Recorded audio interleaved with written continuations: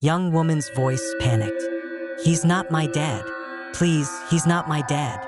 It was just past 11:40 p.m. at a gas station off Route 29 in Temple, Texas. The store clerk was finishing inventory. The parking lot was empty, except for one dusty SUV idling by Pump 3.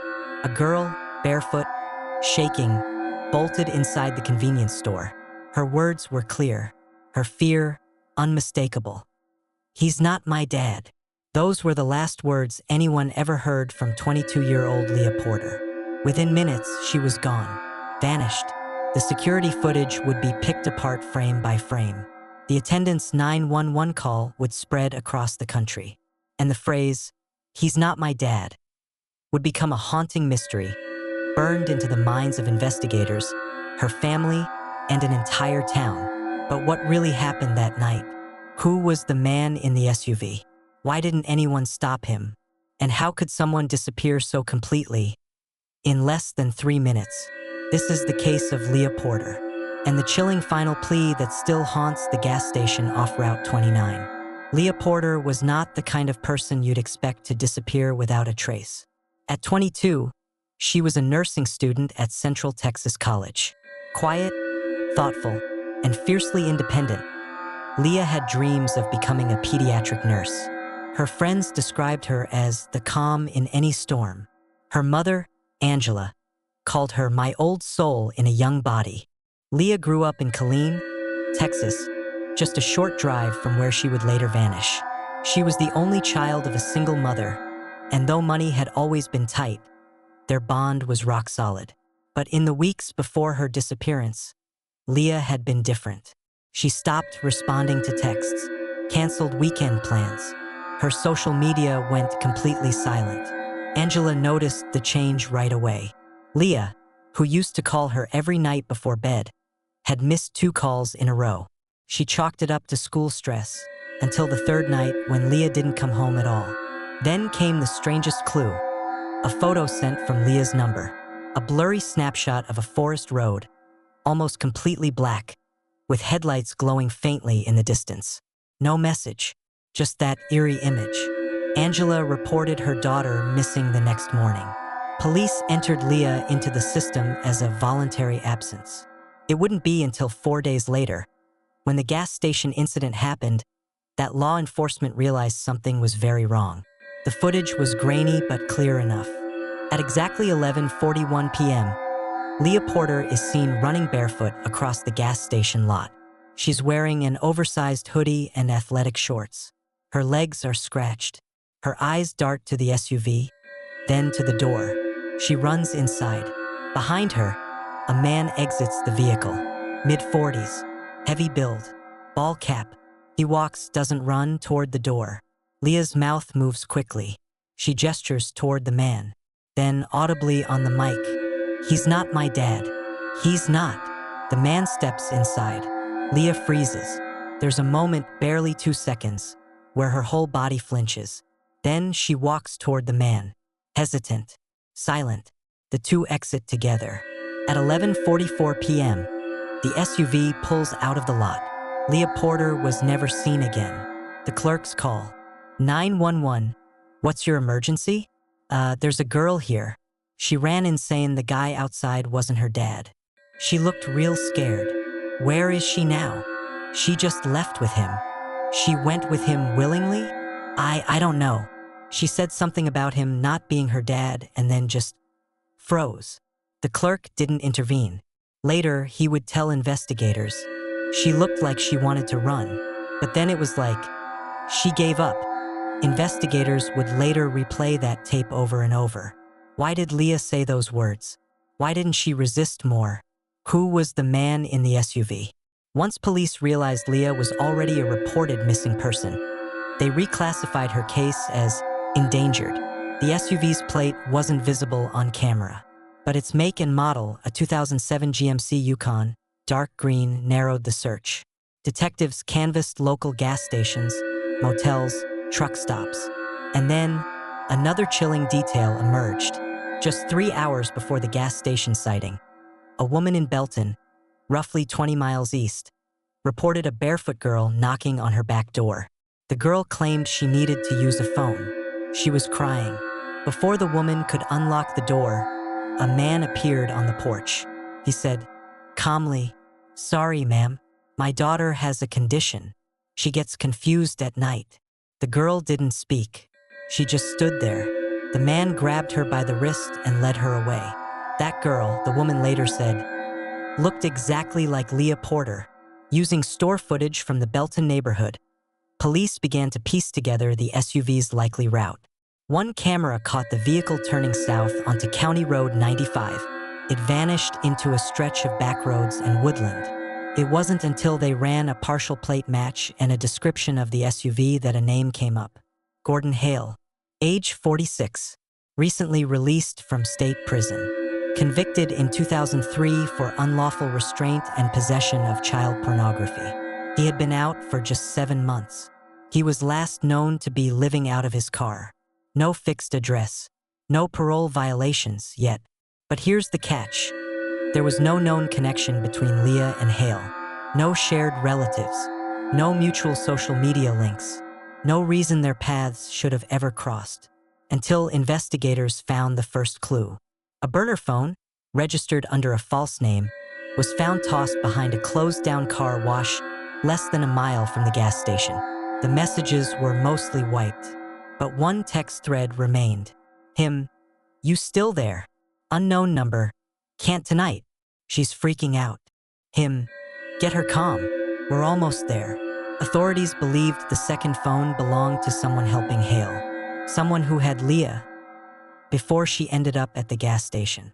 10 days into the investigation, a motel housekeeper at the route interned in a blood-stained bedsheet. Room 112. The room had been paid for in cash. No ID used, but the clerk remembered the man. Said he had a tired-looking girl with him. Wouldn't let her talk. In the trash, police found a toothbrush, a strip of duct tape, and an empty prescription bottle. The name on the bottle? Angela Porter, Leah's mom. She had filled it for her daughter's anxiety just 2 months earlier. It was the strongest confirmation yet. Leah had been there, but she was already gone. By week 3, Gordon Hale had officially become the prime suspect in Leah Porter's disappearance.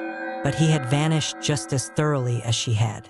No credit card use, no phone activity, no sightings. Then, on day 24, a hiker found something. Off an overgrown service road, 5 miles from the gas station, in a patch of woods locals called Dead Man's Hollow, was a shallow fire pit. Inside, charred scraps of fabric, a scorched shoelace, and what appeared to be the metal underwire from a bra. DNA tests were inconclusive, but investigators were convinced they were close. Then, something impossible happened. Angela Porter, Leah's mother, received a call, a voicemail exactly 32 seconds long. A voice weak, whispering, "Mom, I think he's gonna kill me. Please don't stop looking." Click. The call came from Leah's own number, which had been disconnected for 18 days. Who made that call? Was Leah still alive? And what if Gordon Hale wasn't working alone? 24 days after 22-year-old Leah Porter vanished from a Texas gas station. After telling a terrified clerk, "He's not my dad," her mother received a voicemail, a voice barely above a whisper, calling from a disconnected number. Was Leah still alive? Or was someone playing a cruel, calculated game? The call shattered any doubt in investigators' minds. Leah had not run away. She hadn't suffered a mental break. She had been taken. And now, someone was letting her speak, just long enough to make it clear. "He's going to kill me." The voicemail was immediately turned over to the FBI's Digital Forensics Unit. They confirmed. The call had come from Leah's old phone. The SIM card was inactive, but the device still had Wi-Fi and GPS capabilities. The FBI issued an emergency ping request. Result: a single signal pinged from a public library Wi-Fi network in Abilene, Texas, nearly 190 miles west of Temple. By the time agents arrived, it was gone. But cameras at the library's front entrance caught a man in a gray hoodie, face half covered, entering with a black flip phone in hand. And beside him, walking slightly behind, A young woman in oversized clothes, head down. The still image went viral. The girl was Leah, her eyes empty, her arms bruised. She was alive, but clearly not free. Agents now knew Leah was still being moved, likely under threat, likely in disguise. But what about Gordon Hale, the ex-con suspected of abducting her? The SUV from the gas station was never recovered. But traffic cameras on Highway 36 caught a matching GMC Yukon 2 days after Leah disappeared, with duct tape over part of the rear license plate. It had headed toward a small, remote town called Coleman, where Hale once lived with an older brother. The FBI, joined by Texas Rangers, descended on the area. They found the brother, Leland Hale, in a trailer on the outskirts of town. He swore he hadn't seen Gordon in months, but investigators noticed a padlocked shed behind the trailer and what appeared to be tire tracks leading to a nearby creek. With a warrant, they searched the shed. Inside, they found a stained mattress, a chain bolted to the floor, a tattered hoodie that matched Leah's description, and a Polaroid, a photo of Leah, eyes red, tape over her mouth, holding a handwritten note, "Tell them I'm fine." Authorities now had physical proof of captivity. But Leah was no longer there. As agents processed the shed, a woman came forward. Her name was Rachel Klein, 31, from San Angelo. She had seen the FBI flyer with Leah's picture, and it made her stomach turn. Because 4 years ago, Rachel had been abducted by a man named Gordon Hale. She escaped after 3 days, left bruised, terrified, and disbelieved. She never went to police, but she remembered one chilling phrase Gordon whispered when he grabbed her. "You can scream all you want. Nobody listens to girls like you." She told the FBI everything. How he lured her from a bus stop, locked her in a trailer, and made her take photos pretending she was his daughter. But it wasn't just Gordon. Rachel said there was another man. Taller. Cleaner. Calm. Always watching from a distance. He called Gordon brother, but not in the family way. Rachel remembered his name, Rayford Griggs. Age 42, former youth pastor, no criminal record, but once investigated for harboring a runaway girl, a case that went nowhere when the girl disappeared before she could testify. His name showed up once in Gordon Hale's prison visitor logs, but no known relation. Detectives now believed Hale wasn't working alone. Griggs might be the reason Leah kept disappearing just before police could close in. He was methodical, strategic, a handler. They looked into Griggs' financials and found an alarming clue. He had paid cash for a month-long cabin rental in a town called Valera, 30 miles west of Coleman. The property owner described him as quiet, polite, always with a younger woman who didn't talk much. By the time agents got there, the cabin was empty. But behind the bedpost, they found something chilling, a page ripped from a diary. In Leah's handwriting, Day 12, "I tried to run last night. Rayford caught me. Said next time he won't be so gentle. I don't know where I am. I keep asking if my mom is looking for me. They won't answer. I sleep with one shoe on in case I get another chance to run. He watches me sleep. He says I'm better than the last girl." At the Valera cabin, crime scene techs lifted the carpet beneath the bed. There, embedded in the wood, were trace amounts of blood and a single clump of hair. DNA confirmed it was Leah's, but there was more. Mixed with her blood was a second profile. Unknown male, not Gordon Hale, not Rayford Griggs. A third person. Had someone else helped them? Or was someone else in control all along? Back in Temple, detectives revisited the original 911 caller. The gas station clerk who'd first seen Leah run inside and say, "He's not my dad." Under hypnosis-assisted recall, the clerk remembered a detail he hadn't shared before. As Leah stepped outside with the man, she looked back just once and mouthed something. It wasn't help. It was church. Investigators immediately searched Gordon Hale's past church affiliations. They found one, New Covenant Revival Center, now abandoned, just outside of Waco. It had been shut down after its pastor, Rayford Griggs, was accused of financial fraud. The FBI raced to the location. The basement was sealed off. dusty pews, old hymnals, and then, in the back room, a locked freezer. Inside, blankets, the rosary, duct tape, and a Ziploc bag containing Leah's student ID. But no Leah. A bolo was issued for Rayford Griggs, but he was already gone. His car was found abandoned in Amarillo, burned out. The VIN had been scratched off. Inside the glove box, a flash drive, encrypted, military-grade software. When cracked, it revealed dozens of folders, each labeled with a woman's first name. Each folder contained photos, location tags, journal entries, surveillance video. One folder was labeled Leah, another was labeled Nina, and another 13. Investigators realized this wasn't about just Leah. This was a network of grooming, abduction, and control, and they had just scratched the surface. Angela Porter refused to break. She now traveled with 2 binders, one full of Leah's childhood photos, the other full of investigative leads. She started speaking at missing persons events, warning other parents to trust their instincts, even when authorities won't. She told reporters, "Leah isn't gone. Not yet. She's leaving breadcrumbs, and I will follow every single one." Then, she received another message. This time, not a call, but a postcard delivered anonymously. No return address, postmarked from New Mexico. It had no words, just a printed photo. Leah, tied at the wrist, sitting on a mattress. Behind her, written on the wall in red marker, "You're getting too close." There is a twisted network of control, abduction, and manipulation, stretching across state lines and involving more than one victim.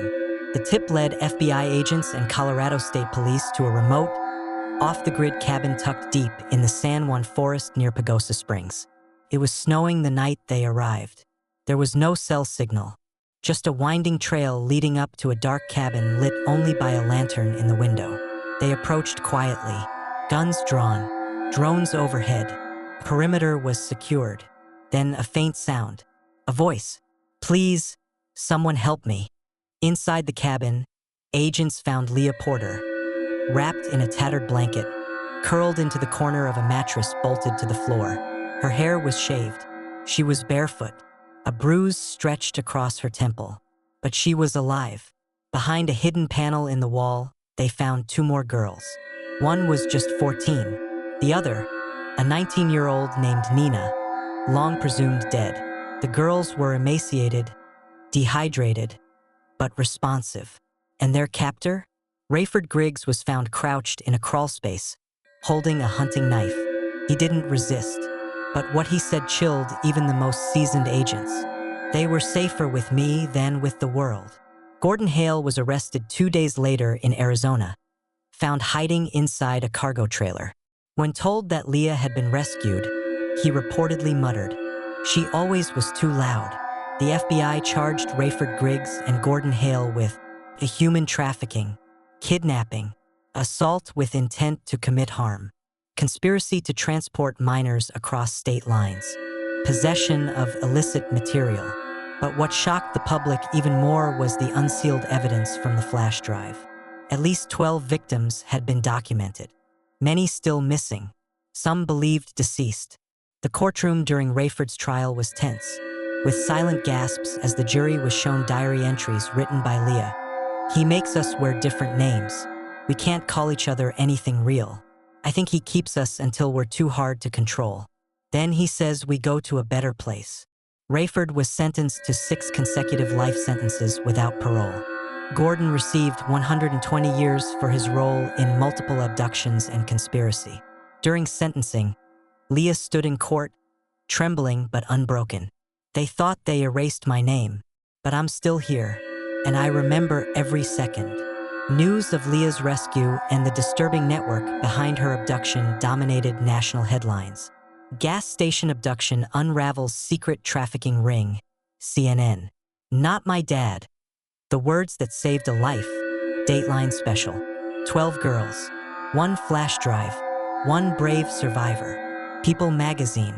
The gas station where Leah disappeared became a temporary memorial site. People left flowers, handwritten notes, photos of their daughters. A candlelight vigil was held in Temple, Texas, drawing thousands. Leah attended, hidden beneath a hoodie, clutching her mother's hand. One local woman said through tears, "We watched her disappear. Now we're watching her fight to come back." Leah Porter spent 6 weeks in a trauma recovery center. She was diagnosed with PTSD, malnutrition, and complex psychological abuse. But with therapy, support, and her mother's strength, she slowly began to heal.